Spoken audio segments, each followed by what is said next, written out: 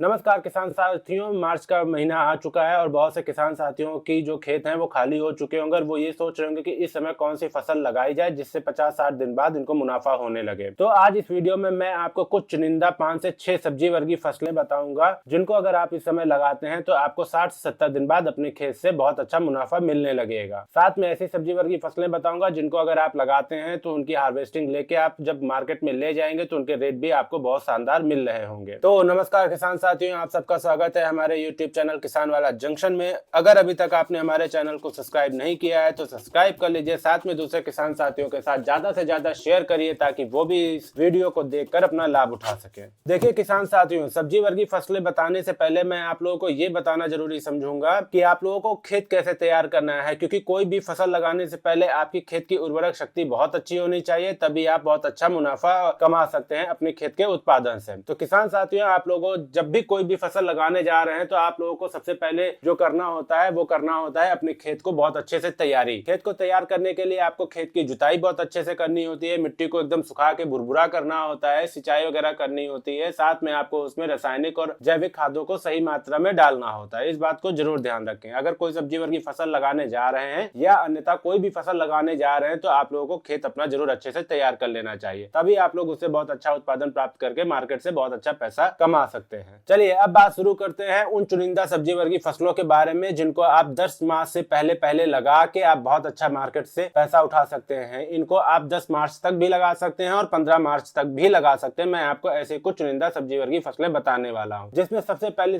फसल आती है वो आती है आपकी मूंग की फसल। किसान साथियों, इस समय आप लोग मूंग की फसल लगा सकते हैं, क्योंकि इस समय लगाई गई मूंग की फसल जो होती है जब वो तैयार होकर मार्केट में जा रही होती है तो उसके बहुत अच्छे प्राइस मिल रहे होते हैं। साथ में मूंग की फसल में खर्चे बहुत कम आ रहे होते हैं। कुछ महत्वपूर्ण बातों का ध्यान रखना होता है जिसकी वीडियो मैंने पहले ही पोस्ट कर रखी है, आपको डिस्क्रिप्शन में उसका लिंक मिल जाएगा। आप लोग वहां से मूंग की फसल की जानकारी संपूर्ण प्राप्त कर सकते हैं। तो आप लोग 10 मार्च तक मूंग की फसल लगा सकते हैं। इसके बाद जो फसल आती है वो आती है उड़द की खेती। किसान साथियों, इस समय आप लोग उड़द की खेती भी लगा सकते हैं। मध्य प्रदेश में जो है उड़द की खेती इस समय बहुत ज्यादा लगाई जाती है, क्योंकि इसका जो उत्पादन होता है लगभग 10 से 12 कुंतल पर एकड़ के हिसाब से हो रहा होता है और इसके मार्केट प्राइस भी बहुत अच्छे से मिल रहे होते हैं। तो आप लोग इस समय उड़द की खेती भी कर सकते हैं। उड़द एक ऐसी फसल है जो 60 दिन में लगभग तैयार हो जाती है। इसमें लगने वाली जो लागत होती है वो कम होती है, लेकिन जब ये तैयार होकर मार्केट में जाती है तो इससे आपको जो पैसे मिलते हैं, इनकम होती है, वो बहुत अच्छी हो रही होती है। तो आप लोग इस समय उड़द की खेती कर सकते हैं। अब आते हैं इसकी किस्मों के बारे में बात। तो आप लोग अपने एरिया के हिसाब से अच्छी किस्मों का चयन कर सकते हैं, मार्केट में जाके पता करके कि कौन सी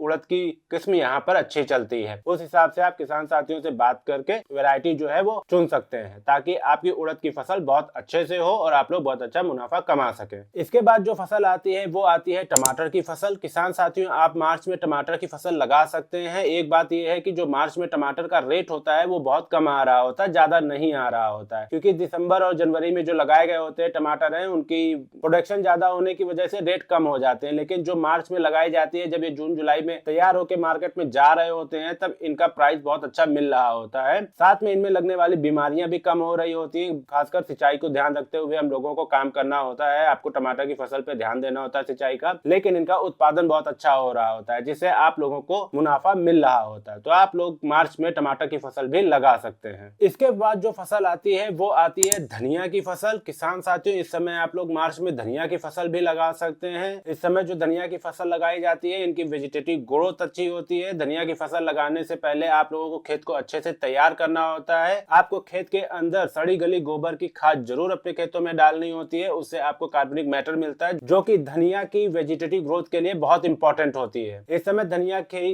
जो रेट है मार्केट में कम चल रहे होते हैं, लेकिन आने वाले कुछ ही दिनों में धनिया के रेट बहुत अच्छे हो जाते हैं गर्मियों में। तो आप लोग इस समय धनिया की फसल भी लगा सकते हैं। धनिया की फसल आप लोगों को क्यारियों में लगानी होती है, जिससे आपकी धनिया की फसल का ग्रोथ अच्छा चलता है। तो आप लोग इस समय धनिया की फसल भी लगा सकते हैं। किसान साथियों, इसके बाद जो फसल आती है वो आती है भिंडी की फसल। इस समय भिंडी की फसल लगा सकते हैं। इस समय भिंडी की मार्केट के जो रेट चल रहे हैं वो बहुत शानदार और बहुत ज्यादा चल रहे हैं, क्योंकि मैंने पहले भी आप लोगों को बताया था, दिसंबर और जनवरी से बोलते आ रहा हूँ भिंडी की फसल लगाने के लिए। जिन किसान साथियों ने उस समय भिंडी की फसल लगाई थी वो बहुत अच्छा मुनाफा कमा रहे हैं। इस समय जो भिंडी की फसल लगाई जाती है इसके उतने अच्छे रेट तो नहीं मिलते, लेकिन उत्पादन ज्यादा होने की वजह से आप लोगों को बेनिफिट हो रहे होते हैं, आप लोगों को मुनाफा हो रहा होता है। तो आप लोग इस समय भिंडी की फसल भी लगा सकते हैं। इसके बाद जो फसल आती है वो आती है बैगन की फसल। मार्च के महीने में आप किसान साथियों बैगन की फसल भी लगा सकते हैं। बैगन की फसल लगभग 5 से 6 महीने की फसल होती है। अगर आप इसको सही तरीके से लगाते हैं और सही तरीके से ध्यान देते हैं, सही तरीके से स्प्रे वगैरह शेड्यूल करते हैं तो ये फसल और लंबी चलती है। बैगन की फसल से आप लोग मुनाफा तभी अच्छा कमा सकते हैं जब आप लोगों की फसल लंबे समय तक चले। इसमें आने वाली एक सबसे बड़ी समस्या होती है तना छेदक इल्ली और फल भेदक इल्ली का। आप लोगों को इस बात का ध्यान रखना होगा, इनसे अपनी फसल को बचाना होगा। अगर आप लोग इस तरीके से कार्य करते हैं, इनसे अपनी फसल को बचाते हैं तो आप निश्चित तौर पर बैगन की फसल से बहुत अच्छा मुनाफा कमा लेते हैं। तो आप लोग इस समय बैगन की फसल भी लगा सकते हैं। किसान साथियों इसके बाद जो फसल आती है वो आती है ग्वारफली की फसल। ये एक ऐसी फसल होती है जिसे बहुत ज्यादा मेंटेन करने की जरूरत नहीं होती, बहुत ज्यादा ध्यान देने की जरूरत नहीं होती है और ये बहुत आसानी से तैयार हो जाती है। लेकिन ग्वारफली का जो मार्केट रेट होता है वो हमेशा अच्छा मिलता है, खासकर गर्मियों के मौसम में बहुत अच्छा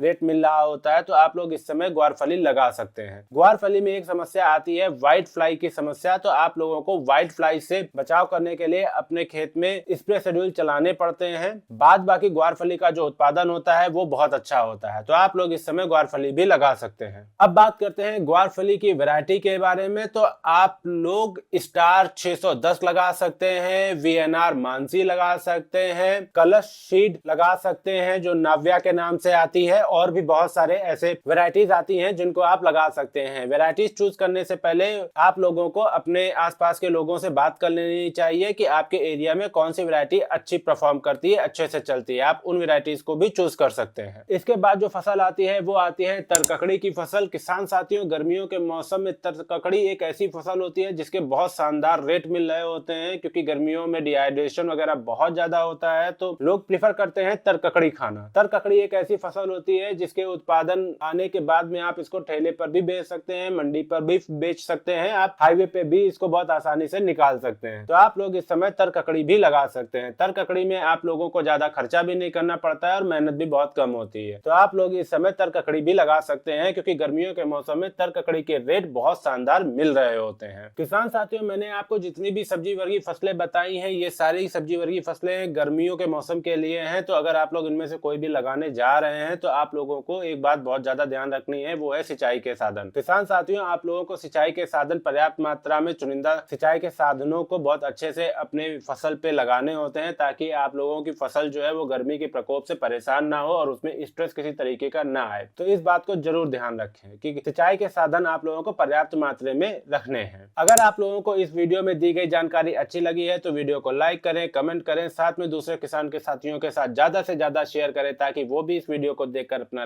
लाभ उठा सके। और अभी तक अगर आपने चैनल सब्सक्राइब नहीं किया है तो चैनल को सब्सक्राइब कर लें। धन्यवाद।